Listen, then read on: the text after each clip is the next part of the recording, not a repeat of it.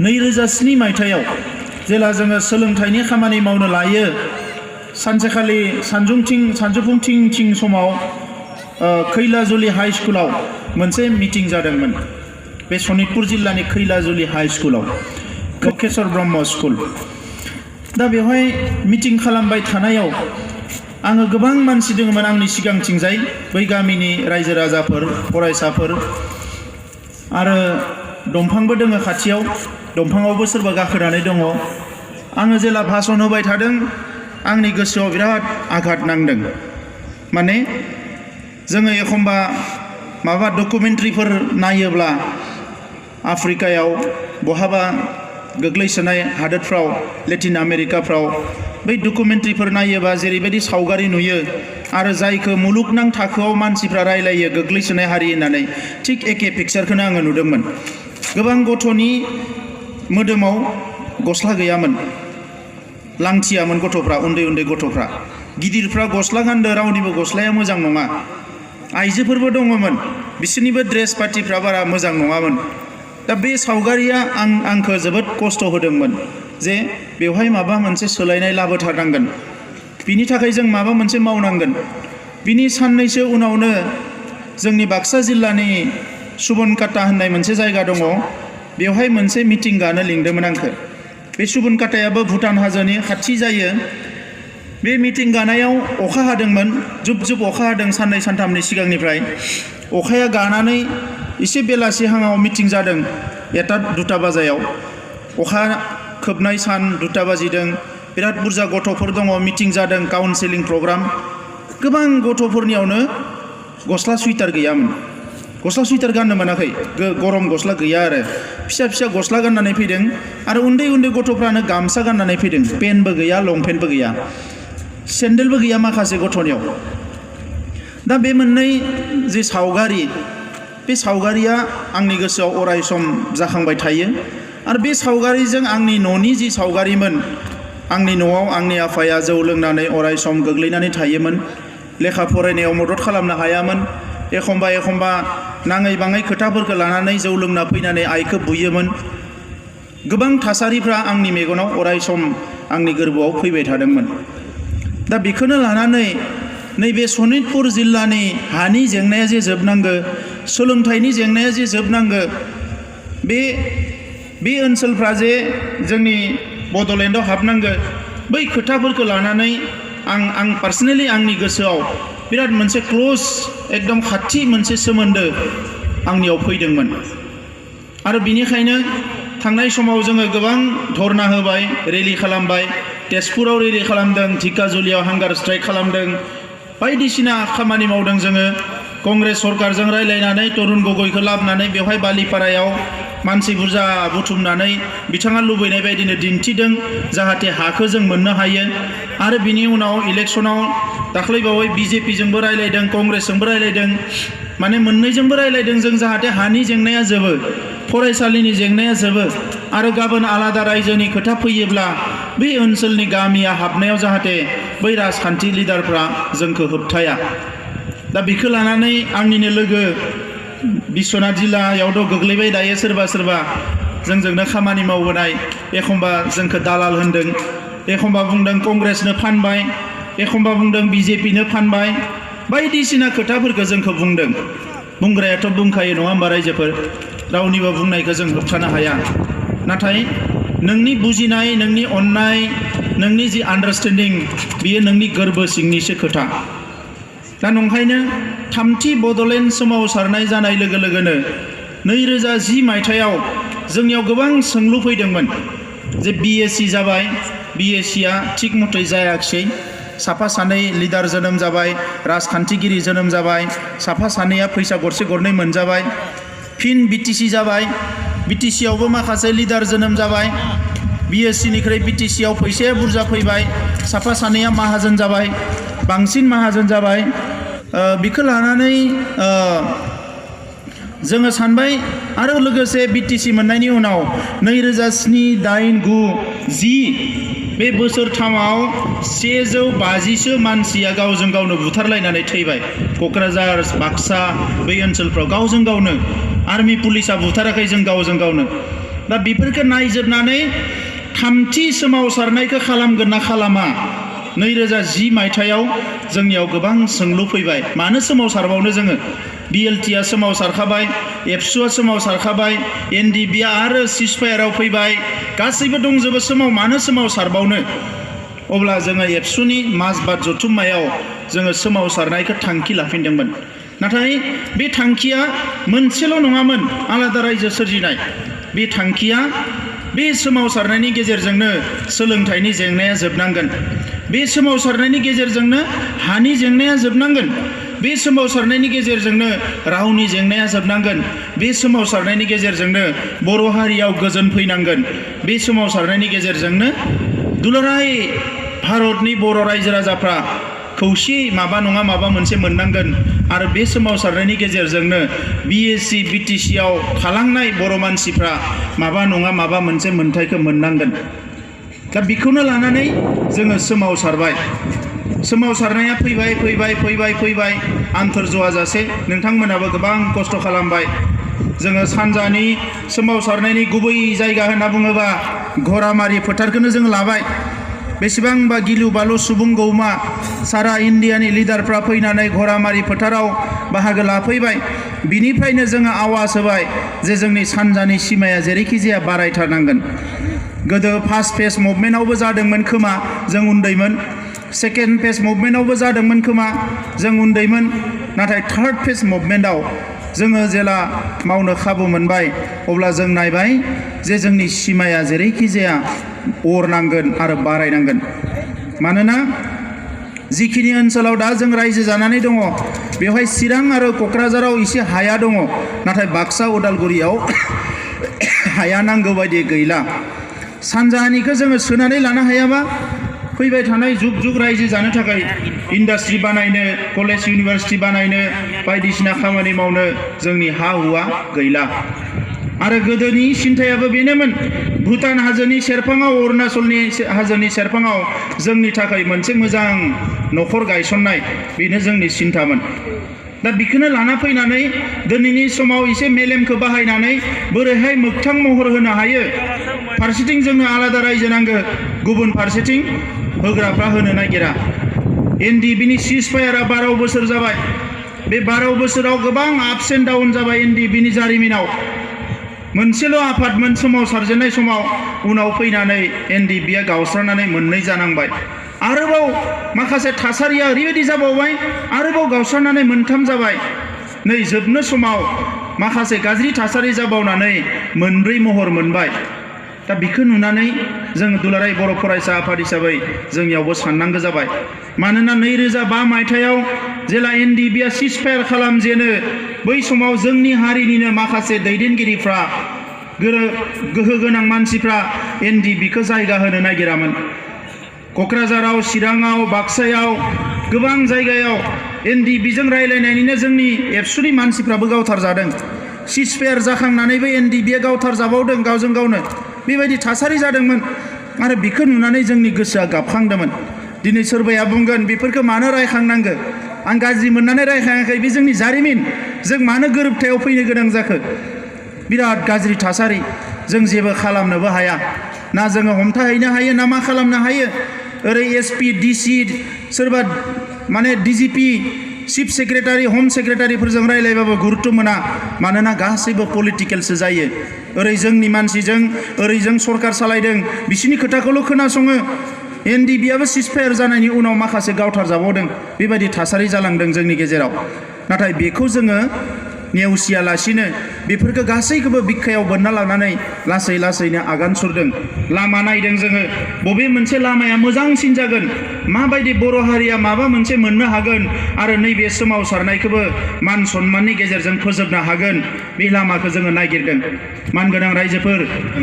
आंनि नोजोराव आं नायदोंमोन जे हारिया जिहेतु मोनसे बिनि सोमावसारनायाबो मोनसेयानो जोङो सोरखौबा NDB होनना नारगारोबा सोरखौबा एबसु होननानै नारगारोबा सोरखौबा सोरबा होननानै नारगारोबा सोरखौबा बाथौ ब्रह्म ख्रिस्टान होननानै नारगारोबा बे हारिया मालाबाबो जौगानो हानाय नङा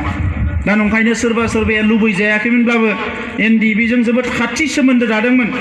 आदा गबिन्द बसुमतारिया जेला सिजफायाराव फैजेनो बै समाव जोङो रायदावनोनो हाया बड'लेण्डआव रायदावनाय नुबानो जोंखौ गावथारनो नागिरो बायदिसिना गाज्रि बुङो जोङो थांनानै बेंगलाव रायलायखोमाहैदोंमोन जोङो मालाबा मेघालयआव रायलायखोमाहैदोंमोन गुबुन जायगायाव रायलायखोमाहैदोंमोन बोरैहाय जोङो बे जेंनाखौ फोजोबनो हायो उनाव फैयै थासारि दानो नाजादोंमोन उनाव नुबाय जे गभर्नमेन्टआबो थासारिखौ दानो नागिरा बोखावनोसो नागिरो गभर्नमेन्टआ बोखावनो नागिरो आरो बोखावनो नागिरो जोंखौ खाथियाव फैनो होआ मालाबाबो दा बेखौनो जोङो नायै उनाव बुजिबाय जे बे जानाय नंला बिनि गेजेर ससेयाव BNC दाबाय जोंनि सरकारफ्राबो माखासे रल लाबाय जोंबो हगारना होनो गोनां जाबाय मानोना बै जेलासिम नोङो अरखौ दाङा अरा गुदुं ना गुसु मिथिया दांबासो अरखौ अर होननानै जों मिथियो ओरैनोबा अरखौबो नायनो मोजां नुयो जोङो थिग बेबायदिनो जोंनि सोमावसारनायावबो जाबोदों जों जायजों गोखा गोखै मोन्दों सोरबाया बिखौ मालाबा गोदै होननानै सानदों दिनैबो बिनो जाबाय थादों नाथाय मोनसे हारिखौ नोङो मोनसे थार लामाजों मोनसे नंगुबै लामाजों मोनसे प्रेक्टिकेलजों मोनसे हार्डशिपजों गोब्राबजों माने गोखा गोखैजों नोङो जुजिलांनानै दायाबा हारिखौ दानो हानाय नङा दा बेखौनो नुनानै जोङो मालाबाबो नागाराखिसै 2013 मायथाइनिफ्राय जोङो सोमावसारजेनबाय ज'नो बै सोमावसारजेननायफ्राव जोंखौ गभर्नमेन्टआ दिल्लीनि मानसिफ्रा अफिसारफ्रा बुंबाय बिसोर सिलाय लाग्रा नोंसोर सिलाय लायै माबायदि ज' जानो हायो जोङो बेखौ गभर्नमेन्टनि पलिसिखौ सिफायनो थाखाय जेरैखि जाया जों ज' फैबाय आफादखौबो बुंबाय नोंसोर मानो फरायसा आफादजों लोगो नांदों नोंसोरो रेलियाव थांनो मोना नोंसोर धरनायाव थांनो मोना धरनायाव थाङोबानो रेलियाव थाङोबानो लोगो आफादनोबो फन हरो जे नोंसोर मानो रेलियाव थांदों बिदिबा नोंसोरखौ माने जोबना दोननाय जागोन बायदिसिना ट्रेनिं हरदों नाथाय जोङो द्रोद थांबाय थादों थाङै दिनैनि बे थासारियाव जोङो सफैनो हानाया ओरै इन्टारलकिउटरजों बिथांमोना रायलायबाय जोङो माने होम मिनिस्ट्रिनि माखासे अफिसारफोरजों रायलायबाय गेजेर ससेयाव जोंखौबो इन्टारलकिउटरजोंनो सोनो नागिरदोंमोन जों बुंबाय जों बिजों रायलायबाबो जों खिन्थु होम मिनिस्ट्रिजों डाइरेक्ट रायलायनो मोननांगोन जोङो माखासे लामाफोरखौ कायदा कौसल खालामबाय 2014आव BJPनो सापर्ट होनानै तेजपुराबो देरहाबाय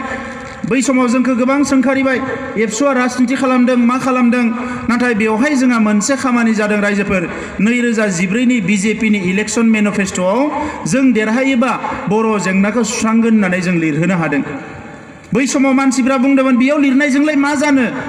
जेबो नङा बिदि लिरनानै एबसुआ माने फैसा लाबाय माबा लाबाय फैसाखौल' नुबाय थायो उनाव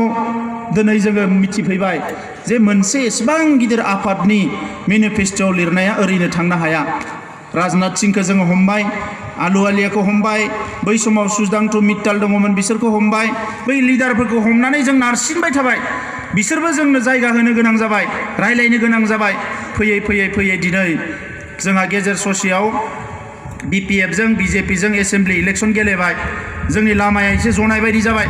बोसोरसेसो जों सिरि थाथ'नो गोनां जाबाय मानोना बिथांमोना गोदान लोगो मोनलायनानै बिराद मोजां संसार जादों जोङो बेवहाय डिस्टार्ब खालामनो हाया जोंहाथ' आरो आन्दलनकारिसो जाहैबाय नालाय नाथाय जों गाराखिसै आरो 1,50,000 12 घन्टा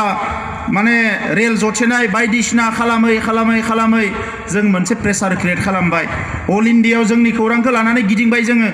जेरावबो जोङो प्रेसार होबाय जोंनि गोजाम लिंकफोरखौ जोङो बरननानै खामानि मावबाय हर सान 24 घन्टा खामानि मावबाय मालाबा सोरनिबा दरजाया गेङो मालाबा गेङा मालाबा सोरजोंबा लासिं खालामनानैबो हरजानो गोनां जायो नाथाय जोङो जेबो खालामाखै जोङो सिम्पोल मोनसे मेथड लानानै जों आवगायदों उनाव थांनानै बोसोरसे सिगांनिफ्रायनो गभर्नमेन्टआ जोंखौ बुंबाय जे नोंसोरो जुदि फैयोबा आवगायबोयोबा नोंसोरनि जेंनाखौ सुस्रांसिगोन अब्ला बिथांमोना जों बुंबाय जे नोंथांमोना मा होनानै सुस्रांनो जोंनो बुं बिथांमोना बुंबाय जे जों आलादा रायजोखौ दा होथ'नो हाया आलादा रायजोनि सोलायै माबा नांगौबा नोंथांमोना लानो हायो जों बुंबाय जे जोंनो आलादा रायजोखौनो नांगौ नङाबा जों मानिनो हाया नाथाय बिथांमोना बुंबाय बेबायदिबाथ' दिनै जाथ'नाय नङा नोंथांमोना नेनांगोन आरो बेबायदिनो मास मोनसे सिरि थालायो आरो मास मोनसेनि उनाव रायलायनाया जाफिनो उनाव फैबाय जे आलादा रायजोनि अनगायै मा नांगोन नोंथांमोना बुं जोंखौबो बुंबाय थाबाय अब्ला जों बुंबाय जे जोंनि सानजानि सिमाया बैयाव थुहैनांगोन होननानै अब्ला बिथांमोना बुंबाय बेखौ नायजागोन होननानै नाथाय बेवहाय नोंथांमोननि मानसि थानाय ओनसोलसो जानांगोन गुबुन थाबा बेखौ होनो हानाय नङा जों बुंबाय जोंनि मानसिखौनो बिदों जोङो जारिमिनारि उनाव थाङै थुङै बिथांमोना मोनसे जायगायाव जाथाखौ थुनो नागिरबाय एसे गुसुं नैबेसिम थुयोबा लादो नोंथांमोना दानो होननानै जों बुंबाय नङा बैयाव जोंनि बिदा फंबायमोना खेबसेयावनो बेसेबा बुरजा दानथार जादों बिखौ गारनानै जों संसार जानो हानाय नङा जोंनो बिसिम होथारनांगोन होननानै आरो बिखौ लानानै बिराद मास मोनसे मोननै डिबेट बार्गेनिं हर सान थांदो आरो फैदों दानो गामिनि माबा मोनसे मेप बोलायबाय एनडिपिनि लिडारफ्रा एबसुनि लिडारफ्रा माबा मोनसे नायलायबाय बिखौ रायजो राजाफ्रा मिथियाखै आरो मिथिनोबो नाङा मानोना माखासे खोथाखौ मिथियोबा दावरावसो जायो दिनै सुथुरफ्रा नेगासिनो दोङो दा बेबायदिनो थाङै थाङै उनाव रायलायनानै मोनसे खोथाखौ गोरोबथायाव फैबाय थिग दङ नोंथांमोना नोंथांमोननि लुबैनाय बायदि गामिखौ सोनो हागोन नाथाय माखासे गामिखौ दाननांगोन जों नायबाय दानजायोना दानजाया बेखौ जों नायबाय नायै बिजिर नुबाय माखासेयाथ' दानजामारो नाङा फाङा जिनिर बायदि माखासेखौ जोङो दाफबना लानायसो जायनि थाखाय दिनै जोंनि सुबुं अनजिमाया खम होननानै सानफ्रोमबो रायजागासिनो दङ आरो बिनि थाखायनो आलादा रायजोखौ मोना होननानै बखिगासिनो दङ अब्ला जों आरो खाबु मोनसे लाबावबाय रिक्सि खिन्थु खामानिया थेवबो मोनसे खाबु दङ जुदि बिथांमोना बुंनायावनो बेखौनो दहाय लानानै माखासे गामिखौ जुदि दानना हरनो हायोबा जेराव जोंनि मानसि गैया अब्ला जोंनि सुबुं सानखोआ एसेबाबो बारायगोन आरो माखासे गामिखौ जोंहा सानजाहा सोनो हायोबा अब्ला जोंनि सुबुं सानखोआ आरो बारिबावगोन जायफोरखौ जों दानना हरगोन बिसोरजों हाया बारा थांफानाय नङा मानोना बिसोर गामि दाबसेयावनो रोजा थायो नाथाय जिखिनियाव सोगोन जोंहा बेयाव हाखौ बिराद बुरजा मोनगोन मानसिया खिन्थु जोंहा खम बेफोर प्रेक्टिकेल रायजोफोर दा बिखौ नायनानैसो जोङो सानबाय जे आलादा रायजोखौथ' माने बे जोंनि बिखा बिख्लोनिनोखा बिखौ रावबो बावखानाय नङा नाथाय नैबे फर्मुलाजोंनो दावखोलांनानै जेरैखि जाया जुदि जोङो नैबे खामानिखौ मावना लानो हायोबा दाननाय आरो सोनाय आरो जोंनि सुबुं सानखोखौ 60निफ्राय 70 खालामना लानो हायोब्ला गाबोनो सोरबाया बुङोबा नोंथांमोना मानो बिखौ नायगिरदो होमबा जोंनि गाबोन आंनि फंबाया आंनि बिनानावा जाय राजा लामायाव थांगोन दिल्ली दिसपुराव थांगोन बिखा बुना बुंनो हागोन जों दायो 70% जोंनो हगारना हो बे ओनसोलखौ नैबे खामानिखौसो जोङो मावनो नाजादों आरो बेखौ नांलायनानै खमलायनानै बुलायनानै मावनो हानाय नङा रायजोफोर दिनै नोंथांमोना साननानै नाय 1985 मायथाइयाव आसाम एकर्ड जादों 1985 मायथाइयाव 35 बोसोर जाबाय 1985 मायथाइनिफ्राय आसाम एकर्डआ दिनैसिम माखासे क्ल'जआ दाबो इमप्लिमेन्ट जायाखै बाहायजायाखै सोमावसारगासिनो दङ फरायसा आफादा बिथांमोननि दिनै गाबोन समफोर राजा लामायाव बायदिसिना नैखो बाहायजानांगो जोंनि हारिखौ दिनै बयबो सोमोनांदों जोङो बिथांमोननि बायदि नेनानै थायाखै 93 मायथाइयाव गोरोबथा जादों गोरोबथाखौ नुहुरखाबाय बेजों जाहैनाय नंला 96 मायथाइयावनो गारनानै आरो सोमावसारदों आरोबाव फिन 96निफ्राय सोमावसारनानै 2003 मायथाइयाव गोरोबथा जाबाय नायबाय जे बेजों मा मोनखो मा मोनाखै जोंनि गांनाय उखैनाया सुफुंजायाखै जोङो लोगो फैनानै 2010 मायथाइनिफ्राय सोमावसारफिनबाय आरो 2020आव दिनै जोंहा मोनसे गोरोबथा जाफैबाय थारमाने बिथांमोना बे 35 बोसोराव खेबसे गोरोबथा जाबाय जोंहा खेबथाम गोरोबथा जाबाय बेखौनो भाइब्रेन्ट ससाइटि होननानै बुङो भाइब्रेन्ट जोङो ससाइटिया भाइब्रेन्ट जानांगौ मोनसे खोथाखौनो लानानै हमथाबबाय थानाङा अबंलावरिया बुंदोंनो नोंनो मोनसे दरजाखौ माने गेङाबा नक खामबाय था मोनसे नङा मोनसे दरजाया गेंगोन आरो नोंखौ मालाबाबो अबंलावरिया थैनो होनाय नङा नाथाय नों जेला आदुवा बायदि मोनसे दरजाखौनो बुबाय थागोन बे दरजाया गेङा नोंहा समाबो ओरैनो थांगोन आद्रि जागोन आखायाबो नोंहा दुखु मोनगोन गासैबो स्ट्रेस जागोन दा नंखायनो रायजोफोर जोंनि लामा हान्थिनाया गोरोन्थि लामाजों थाङाखै जोङो थार लामाजोंनो फैदों दा दिनै जोंनि फंबाय बिनानाव जायफोर जोंनि रायजो राजाफ्रा लुबैदों जे गामिया हाबनांगौमोन बिएससिनि समाव मा जादोंमोन सिगांनो गामि सोनाय आयगखौ दाग्रोदोंमोन बिनि उनाव गोरोबथा जादों बिटिसिनि समाव मा जाबाय गामिया बिएससियावनो थिग खालामनाय दंखायोमोन ओंखायनो बारा खामानि मावनो गोनां जायाखै एफा एनैल' सिमा बोनानै खामानिखौ थाब मावनो हानाय जाबाय ओंखायनो आयगखौ दाग्रोबाय गोरोबथाया उनाव जाबाय ओंखायनो गामिया हाबग्रोबाय नाथाय बे गामिफ्रा हाबनो हायाखिसै बै समाव बै जोंनि लिडारफ्रा जानो हागौ सौनाय नायदोंमोन खेबसे सौबाय खेबनै सौबाय जिला गोरा मोनबाय गारनानै दोनबाय बिसोर दे सौला जों होननानै नाथाय जों गाराखिसै सौथाबबाय थाबाय जोङो गेङागोमानि दरजाखौ बिखौ सौलाय नाथाय बिथांमोना दरजाखौ खेङाबाबो खिरखिखौ खेंना होनो गोनां जाबाय खिरखिजोंबाबो जों हाबबाय जे गामिखौ सोनांगोन खिरखिजोंबाबो बेनो नैबे गोरोबथायाव लिरनाय दङ जों नागारनो मोननाय नङा जोंनि लाइमोनफ्रा जोंनि लेखा गोरों जोंनि माखासे सेंग्रा सिख्लाफोर स्कुल कलेज इउनिभारसिटियाव फरायनाय दिनै जोङो बे खामानिखौ मावफुंनांगोन आरो बिनि थाखायनो बे गोरोबथाया आरो नैबे गोरोबथायाव बयनिख्रुइ गिबिसिन खोथायानो दङ गामि सोनाय आरो दाननाय दा बेखौ लानानै बिटिसि ओनसोलाव गुबुन हारिफ्रा गिदों गोलावफ्रा ओरैसो थानो ओरैसो थानो जादों ओरैबो जायगा गैया दा गोलावफ्रा माने थांखि लाबाय मालायनि गामि दानबाबो जोंनि गामिखौ दाननो मोना नांगौबा जों हाबबावगोनसो गोलावफ्रा ओरै फायरायाव जाग्राफ्राबो दाउ जाग्राफ्राबो लासैनो मा जाबाय जोंनि टाउनखौ सोनांगो खाथिनि जोंनि गामिखौ सोनांगो ओरै जोंहा जेबो मोना ओरैसो मोजांसिन बेबायदि बिराद हुलुस्थुलु जाना दङ बे बर्डार एरियायाव दा नाङै जायगाफ्रा हाबनो नागिरदो जोंथ' दाननो होननानैसो जोङो खालामबाय नाथाय दाननो बहा बिथांमोना मोनसेबो दानजानो लुबैया दायो ओरैबायदि जानानै थाबाय दा दानजाया नोंथांमोननिखौ उनाव सानगोन सोनायखौथ' जोंखौ सोनो हो नैबे लाइनाव जोङो थांनो गोनां जागोन दायो दा रायजोफोर गोरोबथा खालामनायनि सिगाङाव सोमावसारनाया गोब्राब सान्दुं अखा बायदिसिना थासारि पुलिस मिलिटारि सोमावसारखांनानै टेबोलाव गभर्नमेन्टजों रायलायनाया आरो गोब्राब नाङा फाङा नांलायनो गोनां जायो लोङा जायानो सोरबा लोंना जाना नांलायनायाथ' थिगानो दोङो लोङा जाया नांलायनो गोनां जायो नाङा फाङानो आसि थुयै गाबनो गोनां जायो टेबोलाव बिखौ गैयाबा जाला बिखौ नङाबा जाला माने बिराद आरो आंथ' आंनि आखला माने नांलायनाय नंखाया नांलाय खमलायखौ आं बिराद गियो दा आं बायदि मानसिनि थाखाय आरो गोराबाव नांलाय खमलाया नाथाय हारिनि खोथा फैनाय लोगो लोगो आंनियाव माबा मोनसे सक्ति फैयो आं नांलायनो हानाय जायो हारसिंनि थाखाय आं नांलायनो हाया नाथाय हारिनि थाखाय नांलायनाय लोगो लोगोनो आंनियाव माबा मोनसे गोहो फैयो गोरबोआव अबंलावरिया हरनाय नोंथांमोननि अननायजों मोननाय आङो बै समाव नांलायनो हानाय जायो दा बेबायदिनो जोङो नांलायबोदों दानिया आरोबाव गोब्राबा जाबाय नांलायनानैथ' लाबोबाय नांलायखांनानै मोनखांनायनि उनाव बिखौ बाहायनाया आरो गोब्राबबावनो सा सानजा भारतआव गासै 30टा सक्ति दङ गोरोबथा दङ बे गोबां गोरोबथायानो इमप्लिमेन्ट जायाखै आरो बर'फोरनि गोरोबथायाबो इमप्लिमेन्ट जायैखायनो थाब सोमावसारफिननानै मोनथाम गोरोबथा खालामबाय जोङो ओंखायनो जोंहा गिनांगौ गैया बै समावनो रायलायखादों बिएससिखौ लानानै साननैसो जायै लोङै आराम माने मा होनो एसे रेस्ट लानानै आरो हान्थिबावगोन लामाया हान्थिलायबाय बिटिसिखौ लानानै आरो हान्थिलायबाय दा नैखौ लानानै जों आरो हान्थिलायगोन दा सोरबा बुंदों मालाया बारा बुङाखै जोंहा हाग्रामा सारा बारा बुंदों बिटिआरआ मालाबा मोजां मालाबा गाज्रि ओरै थोरै उल्था फाल्थां दा रायजोफोर बे मुङानो बेसेबांबा गिदिरखा north eastern region Bodoland territorial region दिल्लीयाव मोनसे दङ एनसिआर नेशनेल केपिटेल रिजन होननाय दिल्लीयाव बियो रावनिबो मुं गैया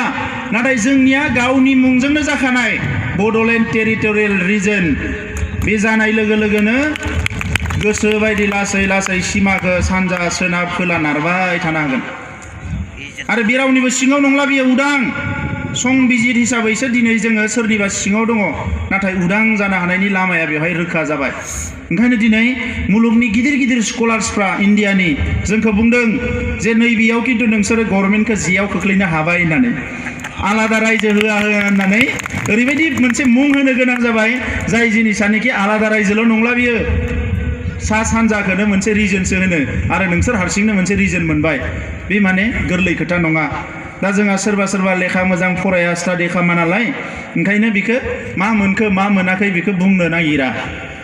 दा जियानो रायजोफोर मावना लांनो हायाबा मोजां जानाय नङा मोजाङै मावना लांनो हायोबा मोजां जागोन बियो नङा होमबा दा बिनि अनगायै जोंहा बिएससि बिटिसिआव मोनै मोनसे बर' कसारि काउन्सिल जाबाय कार्बि आंलंनिया जाबाय अल इन्डियायाव बड'फा उपेन्द्रनाथ ब्रह्मनि मुङाव मोनसे फसंथान जागोन क'क्राझार आरो दिल्लीयाव जायजों जोङो बेंगलाव थानाय गुबुन गुबुन जायगायाव थानाय बर' फिसाफोरनि राव थुनलाइ हारिमुखौ रिसार्च खालामनो हानाय स्टाडि खालामनो हानाय जौगाहोनो हानाय माखासे गभर्नमेन्टखौ रिकमेन्ड खालामनो हानाय जोङो मोनसे सुबिदाखौ मोनबाय बेजोंनो रांखान्थिया थोंजोङै फैनायनि लामाया गेवबाय दिनै बिथांमोना आर्टिकेल 280 बिनि गेजेरजों जेरै पन्सायतआव मिउनिसिपालिटियाव रां फैयो बे लकेल बडिफ्राव फैयामोन अट'नमास काउन्सिलफ्राव बेयो 125th एमेन्डमेन्टनि गेजेरजों जासिगोन एमेन्डमेन्टआ जागोनखाय जोंनिखौबो बेयावनो सोदों नाथाय एमेन्डमेन्टआ जायाब्लाबो थोंजोङै जोंनो होनायनि थाखाय गभर्नमेन्टआ रादाय होखानो गोनां जादों थांनाय खनसेयाव जोंनिया बयनिख्रुइ गिनाय सुथुरा मा टफि गोजाफोरखौ जों बिराद गियो फाख्राफोरखौ नङा होमबा नायगार बुयोबो नालाय जोंखौ दा जोङो बे टफि गोजाफोरखौ एसे एनै बाहायनो हानायनि गोहोखौ मोनबाय जोङो गोसोबानो होखारनो हासिगोन गोसोबानो लाबोनो हासिगोन सोरबा टफि गोजाया जोंनि सायाव दादागिरि खालामबाय नोंखौ गाबोननो खार होनबा खारनांसिगोन बियो अखानायै फै होनबा फैनांगोन डिसिखौ जों बाहायनो मोनामोन दिनै डिसिखौ बाहायनो हानायनि गोहोआ फैबाय जोंहा हा हुनि जेंना माबा जेंना बे गासैखौबो जोंनि बायदि खालामनांसिगोन डिसिया मानोना रेभिनिउआ जोंनियावनो फैखानाय साबजेक्ट बै समाव रेभिनिउ गामि सोनायनि खोथा रायलायबाय थादोंमोन रेभिनिउ खोथाखौ मेनसन खालामोबा जोंहा हादाना हाबनो हाया ओंखायनो रेभिनिउ सिडिउलखौ सोदोबखौ दानहोबाय जोङो बिटिसि सुक्तियाव वाइल्ड लाइफ गैयामोन नाथाय एबार जोङो वाइल्ड लाइफखौ सोबाय मानोना सानजाहा उमुखखौ सोनो नागिरबा वाइल्ड लाइफ उमुखखौ सोनो नागिरबा वाइल्ड लाइफ ओंखायनो वाइल्ड लाइफखौनो सोना लाबाय जोङो अफिसारफोरा सानाखिसै बै जोंनि थाखानाय वाइल्ड लाइफखौल' सानबाय बिसोरो बैयावल' जुनाद माबा माबिखौ बेंथोंसै बिसोर होननानै खिन्थु जोंहा सानजानि वाइल्ड लाइफखौसो टारगेट खालामदों जोङो दा नंखायनो मेलेमनि दावहा रायजोफोर मेलेम गुसु मेलेम जोङो मेलेमजों दावहाखौ नांनांगोन गोदोनि बायदि बे लोंबा जाबा नङा होमबा थाब रागा जोंबाय थाब सुग्लायबाय बेबायदिजों जानाय नङा मेलेमनिसो दावहा ओंखायनो नैबे जि गोरोबथा जिखिनि भेन्सार स्कुल दङमोन बिटिआरनि सिङाव बाहेराव गासैखौबो प्रभिन्सियेलाइज खालामनायनि बेवहाय मोनसे लिरनाय दङ आरो बाहेरानि हा जायफोर हाया बे लेन्ड ब्लकआव गोग्लैया बै हाफोरखौबो ट्राइबेल मानसिफोरनि मुङाव जेरैखि जाया रिजार्भेसन थानांसिगौ प्रटेक्टेड जानांसिगौ होननानै बेवहाय मोनसे क्लज लिरनाय दङ जाहाथे जोंनि हाखौ मालाया गोसो बायनो जानला मानला खालामनो हाया दा बेबायदि बिराद गिदिर मोनसे पेकेज बियो सोलोंथाइनि फसंथानखौ गहपुरसिम सोजोबदोंमोन जोङो गहपुरावबो दङमोन सिंलिमारियाव दङमोन ओरै माने भालुकपुङाव दङमोन जेरावबो दङमोन उनाव जोंहा हारसा अफिसारफ्रा नुबाय नालाय बैफोर जायगाखौ मिथिगो बुजियो जायखौ मिथिगो बिसोरो बेखौ दानबाय बिसोरो सोथ'वाखैबा दानो होनाङा होननानै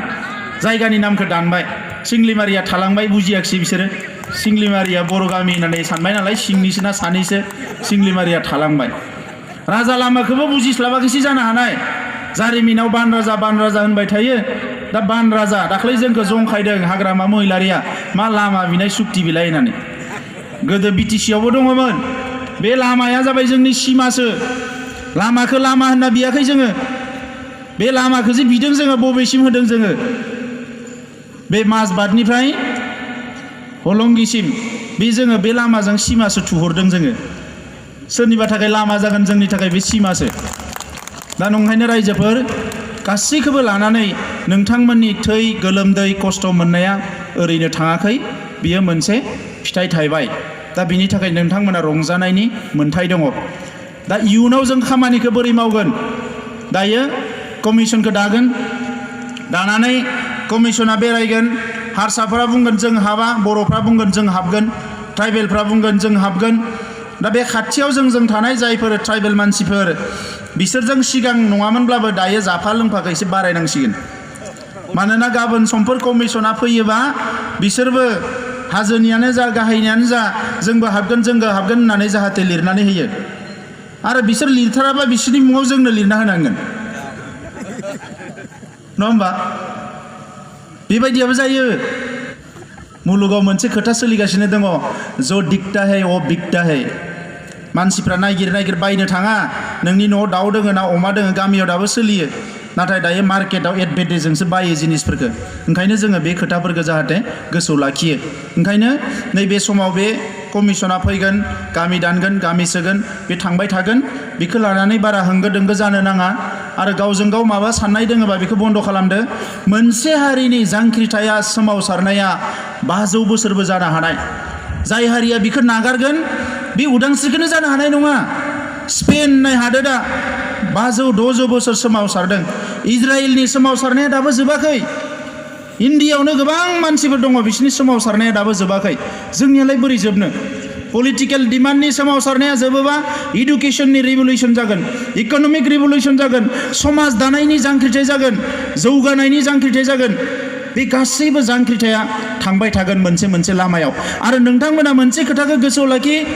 जाय हारिया जांख्रिखांनो रोंगो सोमावसारनो रोंगो बे हारियासो मुलुगाव थांना थानायनि थाखाय सानफ्रोमबो जग्य जायो जाय सोमावसारनो हाया बियो अजग्य जायो ओंखायनो सोमावसारनायखौ जोंनि गोरबोआव रिभलिउसनखौ जोंनि गोरबोआव सोनानै ला रिभलिउसन माने अर नङा बियो रिभलिउसना बियो मा थांना थानायनि मोनसे हाबा मावनायसो दा बिखौ जाहाथे नोंथांमोना गोसोआव लाखियो आङो खावलायगोन दुलाराय बर' फरायसा आफादनि जोंनि जिल्ला दखराफोर लोगोसे बे ओनसोलनि जोंहा माहारि आफादफोर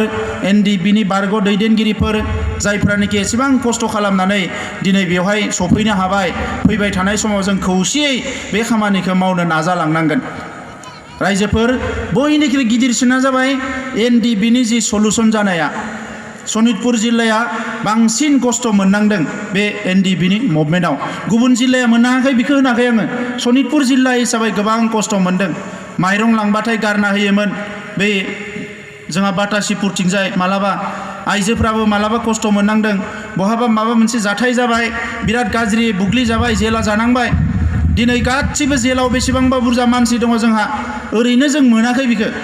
दा बिनि उनाव दिनै जे बिखौ मोनबाय जे दिनै एनडिबिया फैनाय लोगो लोगोनो जोंनियाव आरो आर्मि पुलिसा न'आव नागिरनो हैनो हाला डिस्टार्ब खालामनो हाला बे जोंनि थाखाय मोजां जादों ना जायाखै बेसेबांबा मोनसे मोजां थासारि हरनि 12 बाजियाव नोङो मटर साइकेल सालायना थांबाबो नोंखौ सोंनो हानाय नंला नों सोर होननानै नोङो मबाइलाव फन रायलायनो हायामोन ओरै थाबायनो हायामोन बेरायनो हायामोन जायनि थाखाय दिनै आं एनडिबिखौ साबायखर बावगोन गासैबो हान्जाखौ सोरबाया म्यानमाराव दङमोन सोरबाया भुटान हाग्रायाव दङमोन सोरबा जेलाव दङमोन दिनै बोरै जोङो मोनसे फर्मुला आं बुंनो सानाखिसै बानायनानै जोङो मोनसे सागानखौ होनानै जोंनि जेंनाखौ फोजोबबाय नाथाय एखे सिलाय लाग्राफ्रा बिथांमोना खिन्थु फोजोबनो हायाखै हानायबो नङा बिथांमोना मानोना बिथांमोननि आखलफ्रा एखमबा इंलिसाव सेल्फिश होननानै बुङो नङा होमबा बेबायदि मानसिफ्रा जेंना सुस्रांनो हाया नागाफोरनिखौ नोंथांमोना नुबाय 20 बोसोरनि बारा जाबाय सिजफायारा आफादफोरनि गेजेराव खौसे जालायो आरो बोसोरसे उनाव गावो आरो खौसे जायो आरो गावो आरो खौसे जायो आरो गावो गायसननाय आफादगिरिया थैबाय आरो माखासे लिडारफ्रा थैबाय थैयै थांगासिनो दङ जेंना सुस्रांनायनि लामायावनो फैयाखै सोरबा बुंनो नागिरो बिसोरनो आसोल दावहा नांग्रा नाथाय दावहा नांनो थांनानै नोंनि सोलोंथाइया जे धंस जाबाय रांखान्थि समाजखान्थि जेबो गैला आरो आथिखाल मुलुगाव थांना थानो थाखाय गुजरातआव हाजिरा मावनानै बेंगलराव हाजिरा मावनानै सानबेसे नोङो न'खरखौ नोङो फोसाबनो दिनै बिनिफ्राय उदां जानांगौबा सोमावसारनायखौ फिनिशिंआव लाबोनांगोन अब्लासो जोंनि न'खर संसारा साबस्राखांगोन ओंखायनो रायजोफोर दिनै एकर्ड जाबाय होननानै रंजा बाजानि समल' नङा बियो रंजा बाजाखौथ' जोंनो नांखाथारगोन हारियाव रंजानो रोंनांगोन जोङो गोसोखौ खुसि खालामनो रोंनांगोन गोजोनखौ लानो रोंनांगोन अब्लासो जोंनि गेजेराव जों जौगानो हागोन नाथाय बेजों लोगोसे बै समाव जे नोङो गियै बायदिसिना थासारियाव खामानि मावनो मोनाखै दिनै मोजां थासारि मोननाय लोगो लोगोनो बिराद मोजां जों खामानि मावनांसिगोन बे खाबुखौ जाहाथे नोंथांमोना लायो गुबुन मोनसेया जाबाय फरेस्ट डुवेलार्स एक्ट जानानैबो 2006 बे खामानिया जायैनि थाखाय नैबे गोरोबथायाव जों आरोबाव मोनसे क्लज सोबावबाय जाहाथे बै जा जोंनि गोरोबथानि मोनसे क्लजखौ लानानैनो हा हुनि खामानिया जाजोबो बिनि थाखाय मोनसे जों आरो क्लज दाबावबाय नैबे एकर्डआव मा दङ सिगांनि बिटिसि एकर्डआव रिभिउ खालामग्राया मोनसेल' कमिटिमोन नाथाय नैबेयाव मोनथाम कमिटि जाबाय माबा मोनसे खामानि जायाबा मन्त्रि लेभेलावबो कमिटि दङ दिल्लीनि मानसिखौ लानानैबो कमिटि दङ मोननै मोनथाम कमिटि दङ बे खामानिखौ थाबैनो मावनो थाखाय आरोबाव मोनसे मोजां बाथ्राया जाहैबाय मा बे एकर्डनि उनाव प्राइम मिनिस्टारा फैना दाख्लै गावनो बुंना थांबाय बियो माने बिराद मोजां एकर्ड जादों पार्लियामेन्टनियाव जेला सेसन जायो 3 घन्टा लेक्सार होदों जोंनि गोरोबथाखौ लानानै प्राइम मिनिस्टारा राष्ट्रपतिनि भाषणाव ओंखारबाय आसामनि चिफ मिनिस्टार आरो हिमन्त बिश्व शर्मानिबो सागान दङ बेवहाय रावबो खारनो हाया बेवहाय रायजोफोर गासैखौबो स्ट्रेटेजिक बोनजोबनाय जादों ओंखायनो बे मोनसे नेशनेल कमिटमेन्ट बे रावबो खारनो हाया रायलायनायाव जों बिराद गुरै रायलायदों नाथाय खामानिखौ नाथाय गुरै मावाखै जोङो बयखौबो बोनजोबदों जोङो ओंखायनो बे एकर्डखौ जे इमप्लिमेन्ट खालामनांगोन बे रोखा दा बेनिखायनो रायजोफोर आं बेखिनि खोथाखौनो बुंबाय